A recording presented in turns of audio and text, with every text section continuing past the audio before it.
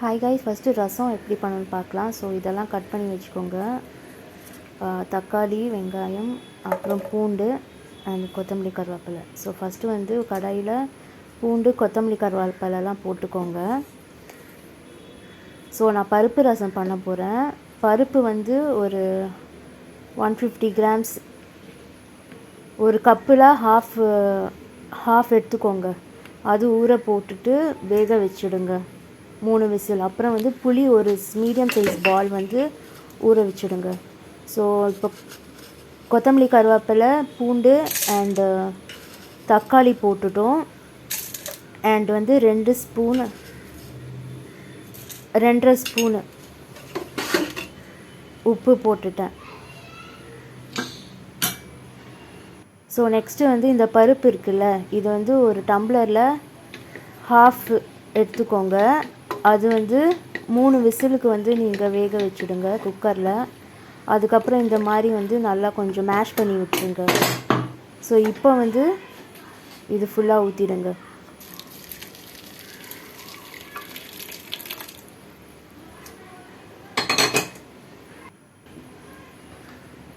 So next வந்து நான் ரசப்பொடி போட போகிறேன். ஸோ 1.5 ஸ்பூனு, இந்த பெரிய ஸ்பூன் இருக்குல்ல, நீங்கள் ரசம் போட்டுக்கலாம்.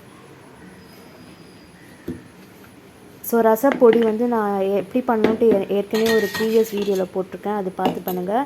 அண்ட் இப்போ வந்து இது ஊற வச்ச புளி இருக்குல்ல, அதில் ஒரு 1 டம்ளர் இன்னும் கொஞ்சம் ஊற்றிட்டு நல்லா வந்து இந்த மாதிரி மேஷ் பண்ணி விடணும் நல்லா. ஸோ இதில் வந்து இந்த புளி வந்து கொஞ்சம் ஆல்மோஸ்ட் ஒரு 3/4 ஊற்றணும். அண்ட் கொஞ்சமாக தான் மிச்சம் வைக்க போகிறேன். அது வந்து குழம்புக்கு, கருணக்கிழங்கு குழம்புக்கு. ஸோ இப்போ பார்த்தீங்கன்னா உங்களுக்கு தெரியும். ஸோ அவ்வளோதான், இது மட்டும்தான் நீங்கள் மிச்சம் வைக்கணும், மற்றதெல்லாம் ஊற்றிட்டேன்.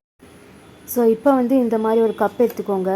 இந்த கப்பில் வந்து ஃபஸ்ட்டு ஃபுல்லாக நிரப்பிட்டு இந்த மாதிரி ஊற்றிடுங்க. இதே மாதிரி வந்து இன்னொரு கப். ஸோ திரும்பவும் இது வந்து செகண்ட் கப் ஃபுல்லாக நிரப்பியிருக்கேன். இப்போ திரும்பவும் தண்ணி ஊற்றுங்க.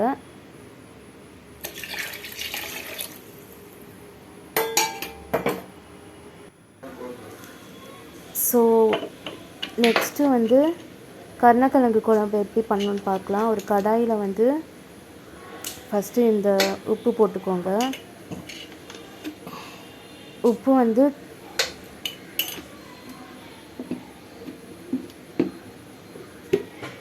2 டேபிள் ஸ்பூன்.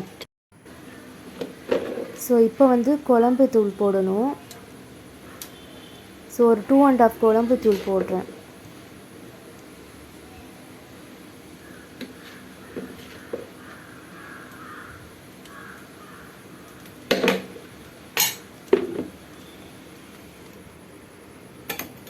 ஸோ இப்போ மிச்சம் இருக்கிற இந்த புளி காய்ச்சல் இருக்குல்ல, ஸோ இது வந்து இன்னும் நல்லா அது வந்து இருக்கிற அந்த புளி எல்லாம் எடுத்துடுங்க, ஓரமாக வச்சுடுங்க. அந்த தண்ணி வந்து அப்படியே ஊற்றிடுங்க, அவ்வளோதான்.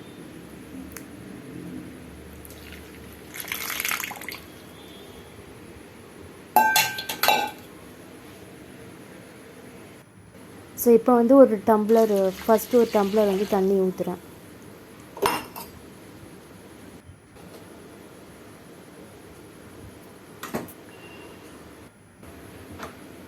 ஸோ இது செகண்ட் டம்ளர் ஊற்றணும். ஸோ இப்போ வந்து நல்லா வந்து அந்த கட்டியே இல்லாமல் வந்து நல்லா மிக்ஸ் பண்ணி விடுங்க.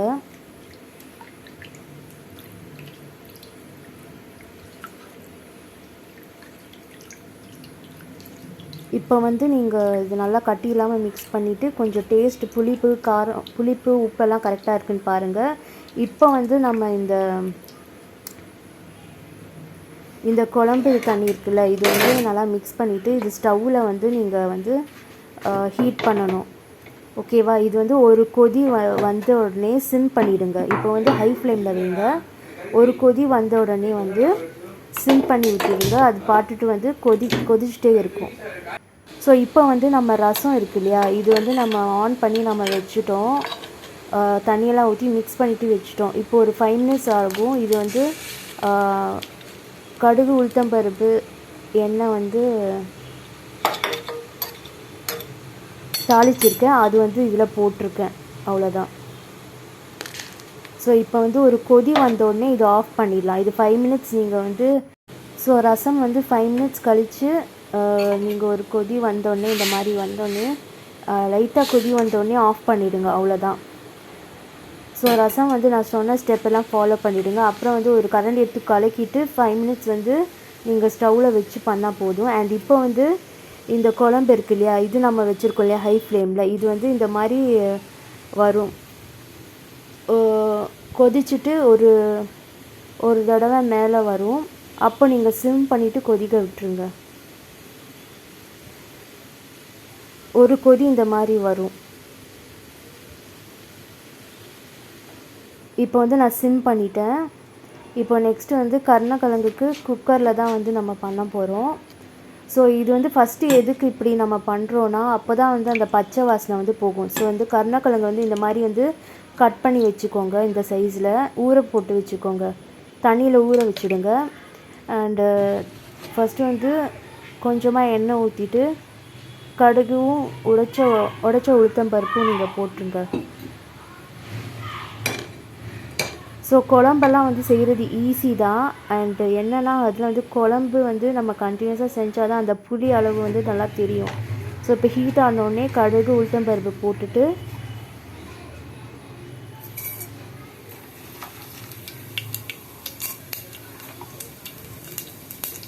இப்போ கொஞ்சம் வெங்காயம், இது கொஞ்சம் நல்லா ஃப்ரை ஆன பிறகு தக்காளி போட்டுக்கலாம் நம்ம.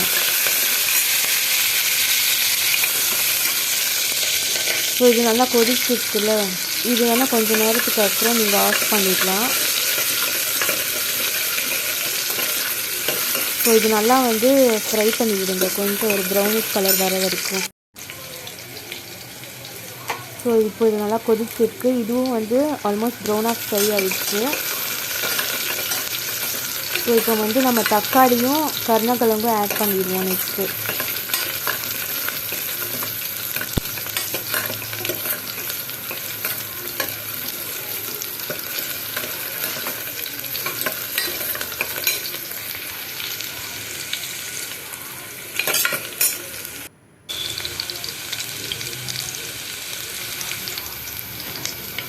இப்போ வந்து கொஞ்சம் தக்காளி ஆட் பண்ணிக்கோங்க. இது வந்து கொஞ்சம் நல்லா வந்து ஃப்ரை பண்ணிவிட்டு கொஞ்சம் வந்து மேஷ் ஆகிற அளவுக்கு ஃப்ரை பண்ணுங்கள்.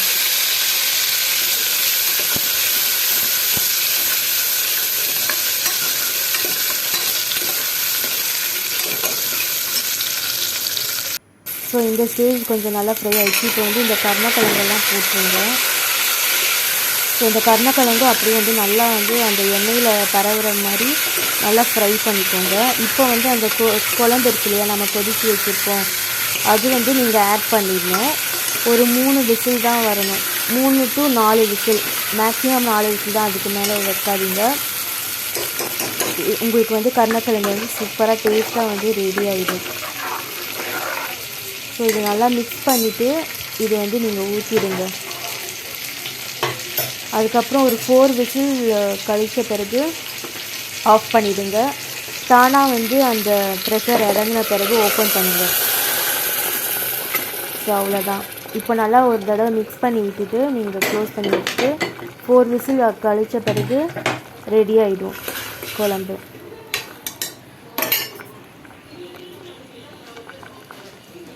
That's all.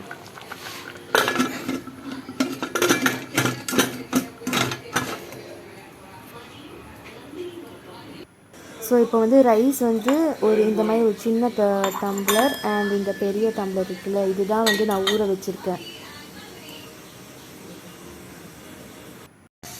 இப்போ தண்ணி வந்து 7 டம்ளர்ஸ் வச்சுருக்கேன். ஒரு பெரிய ஆளாக்கும் ஒரு சின்ன ஆளாக்கும் வச்சுருக்கோம். தண்ணி வேகின பிறகு அந்த அரிசியெல்லாம் வந்து கொட்டிட்டு இந்த மாதிரி ஒரு தடவை மிக்ஸ் பண்ணிவிட்டு நீங்கள் வந்து க்ளோஸ் பண்ணிக்கலாம். ஒரு 8 to 10 விசில் வரைக்கும் நீங்கள் வந்து வைக்கலாம். ஸோ எப்படி ரெடி ஆயிடுச்சுன்னு பார்க்குறதுக்கு வந்து இந்த மேலே வந்து கொஞ்சம் தண்ணி கம்மியாக வரும், சுற்றி ட்ரை ஆகிடும். அப்போ வந்து நீங்கள் ஆஃப் பண்ணிக்கலாம்.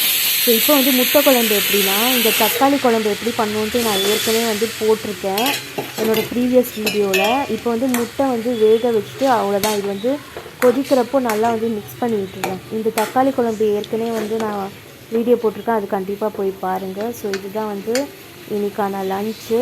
ரைஸு, முட்டை குழம்பு, முட்டை தக்காளி குழம்பு, அண்ட் தென் கருணக்கிழங்கு குழம்பு, ரசம். ஸோ இது வந்து ஒன்றுமே இல்லை, தக்காளி, வெங்காயம். ஸோ இப்போ வந்து இது எல்லாமே ரெடி ஆயிடுச்சு. ஸோ இது பாருங்கள், கருணக்கிழங்கு குழம்பு எப்படி இருக்குன்னு பாருங்கள், இந்த கன்சிஸ்டன்சி.